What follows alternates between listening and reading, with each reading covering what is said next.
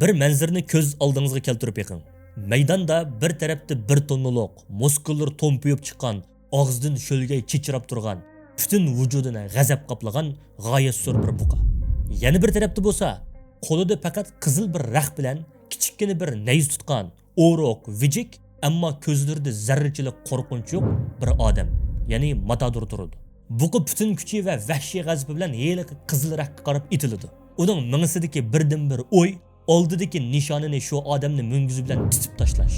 Lekin heliqi odam nima qiladi? U hargizmi buqa bilan yuztarani kusinashmaydi. U intayin tamkin holda dal paytini kutadi va faqat yoniga bir qadamni oladi. Buqa o'zining g'azabi bilan bo'shliqqa itiladi. Bir qitim, 5 qitim, 10 qitim.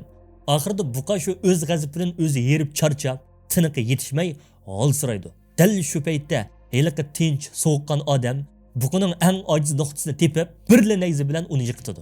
Bu maydonda hamisha kim o'ladi? Kuchlik, ammo g'azabdan aqlini yo'qotgan shu buqa o'ladi. Kim g'alaba qiladi? Ojiz ko'rinadigan, ammo hissiyotini yengib, raqibini sovuqqonlik bilan analiz qilgan odam g'alaba qiladi. Qarindishim, bugungi reallikda biz kimga o'xshab qelyapmiz bilamsiz? Biz dal heliqi g'azabga to'lgan, aqlini yo'qotgan buqaga o'xshab qoldik.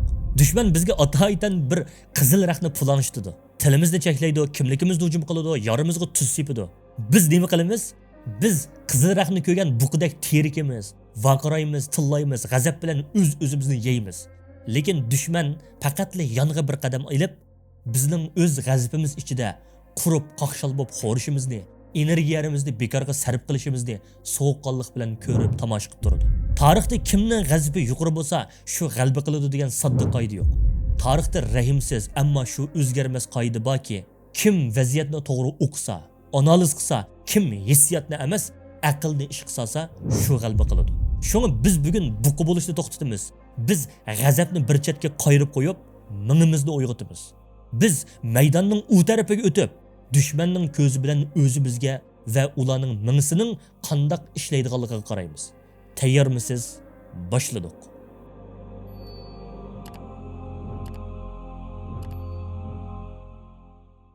Assalomu alaykum izbosar qarindishim. Navbatda bizning jamiyatimizda raqibni tonishda ko'zimizni ko'r qilayotgan 3 xil ig'ir psixikalik kasal bor. Bu 3 barda ko'zimizning oldidan ilib itilmay turib, biz hech qanday jag'da utanmaymiz, g'alaba qilolmaymiz. Birinchi kasallik oddiylaştırib etish. Düşmanni faqatli vahshiy, qonxo'r, olvasti, qaloq, maynat deb tasavvur qilish. Shundoq ular zolim, bu bir haqiqat. Ammo siz mushu yerda to'xtab qolsangiz, ondan mag'lub bo'lgan bo'lasiz. Nimishqa? Chunki raqib hech qanday bir ishni sarang bo'lgani uchunla, zolim bo'lgani uchunla qilmaydi.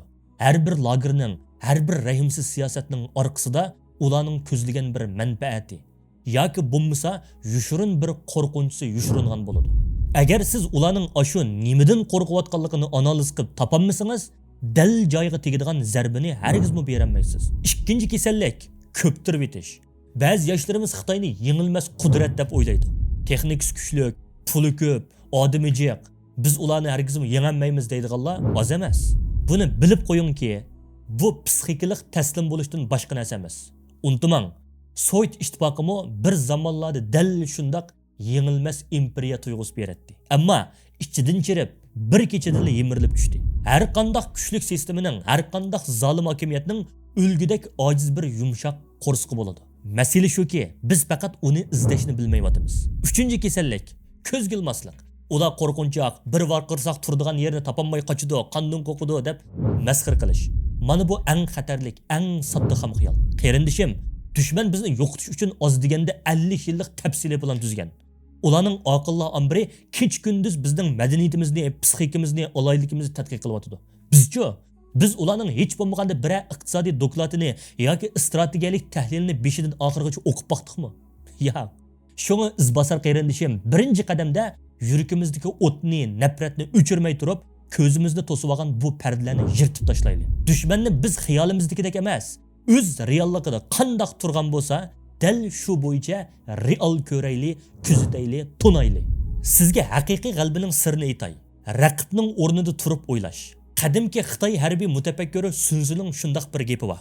Düşmanni bilsang, o'zingni bilsang, 100 qitim jangga kirsangmi, yengilish xavfing yo'q. Payg'ambarimiz Muhammad Mustafa sallallohu alayhi vasallam buni qandoq qildi? Xandak g'azotini ko'z oldingizga keltiring.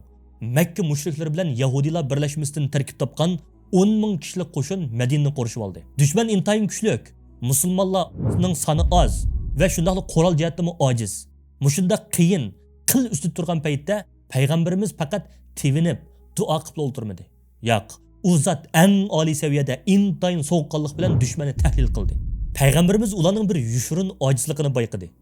Makkaliklar bilan Yahudilar orasidagi bu ittifoq faqatla vaqt masalasi bo'lib, ular amaliyotda bir-biriga hech qanday ishonmaydi, ularni manfaatla bog'lab turadi.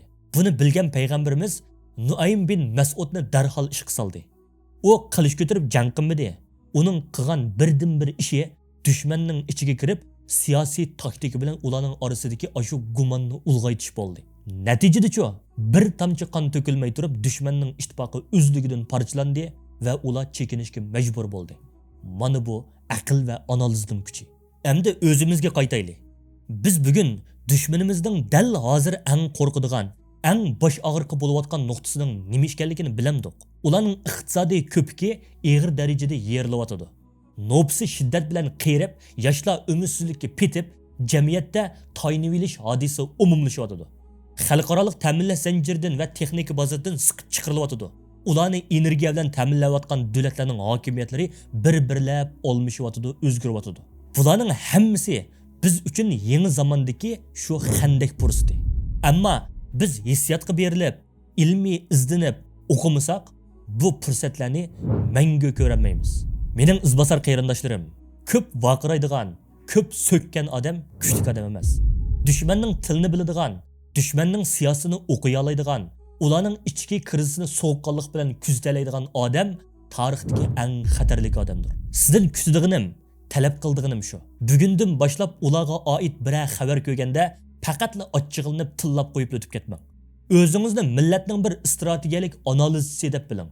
O'z-o'zingizdan shuni so'rang. Ular nimishqa tuyuqsiz bu siyosatdan chiqadi? Buning orqasida ular qo'rqayotgan, kechsa uxlayolmayotgan qandoq krizis bor? Bu yerda biz harakat qila oladigan qandoq bir bo'shliq bor? Oddiy bir misol. Ular nimishqa bizning Uyg'ur tilimizda eng yuqori darajada cheklaydi? Chunki til bizning kimligimizning va birligimizning yilimi. Ular bizning o'zaro birlashib qolishimizdan, bir millat sifatida o'rtaq tafakkur qilishimizdan o'lgidek qo'rqadi. Demak, bizning ularga beradigan eng ajallik zarbimiz chet elda turib vaqirashlarimiz. Balki kitob o'qish, o'z tilimizni o'zimizdan boshlab kuchaytirish va madaniyatimizni qo'g'dab qilish uchun hassilab jinimizni tikib turib tirishishdir. Bu qarshilik dushmanning yuragiga urilgan eng sirliq va eng kuchli pichoqdir. Mening izbosar qarindishim, sovuqqon bo'ling. Yuragingizda yanar tog'da qaynayotgan g'azab bo'lsin. Millatning dardi bo'lsin, ammo minginiz muzdek, tig'dek oqil bo'lsin. Qorong'uda dushmanni to'nmay, ko'may turib qalaymaqan otgan o'q bir kuni qanqib kelib o'zimizga tegib ketadi. Shuning uchun bugungi dars faqat mushu yerda anglabli qo'ydigan quruq gap bilan to'xtab qolmaydi. Sizning bugungi 21-topshiriqingiz raqibni arxivlashtirish. Birinchidan, hozirli qalam bilan bir daftarni qo'lingizga oling. Ikkinchidan, to'g'ri kirib izdining. Xitoyning dal navbatdagi eng chong 3 bosh og'riqini tepib chiqing. Yoshlarning ishsizlik nisbatimi yoki ta'minlash zanjiridagi cheklamalarmi? Uchinchidan, bu 3 chong masalani daftarga tizib, yezib, ostiga tom va yo'g'on harflar bilan mundoq bir jumlani yozing. Bu ojizliklar mening fursatim. Dunyoda hech kim yengilmas emas. Mushu jumlani yezib bo'lgan shu sekundda ishingizdagi nurg'un bahonalar va quruq qo'rqinchlar yo'qoladi. Chunki inson faqat o'zi tushunmaydigan, ko'zga ko'rinmaydigan mavhum olvasidan qo'rqadi. Ammo analiz qilingan, ojizlikqa oshkorlangan hech qanday raqibdan qo'rqmaydi. Qarindoshlarim, izbosarlar qurilishining 3-haftalik darsi oxirlashdi. Endi qadr kechisiga oz qoldi. Biz nishonni bekitdik, o'zimizni tayyorladik, raqibni tundik. Endi oldimizda taqdirimiz o'zgaradigan shu buyuk kechini faqatli ko'z yosh qilib duo qilish bilan emas, balki buyuk bir strategiya va samimiy niyat bilan qandoq kutib olish masalasi turadi. Alloh aqlimizni, iymonimizni va istiqomatimizni ziyoda qilsin. Sovuqqon bo'linglar. Allohga omonat.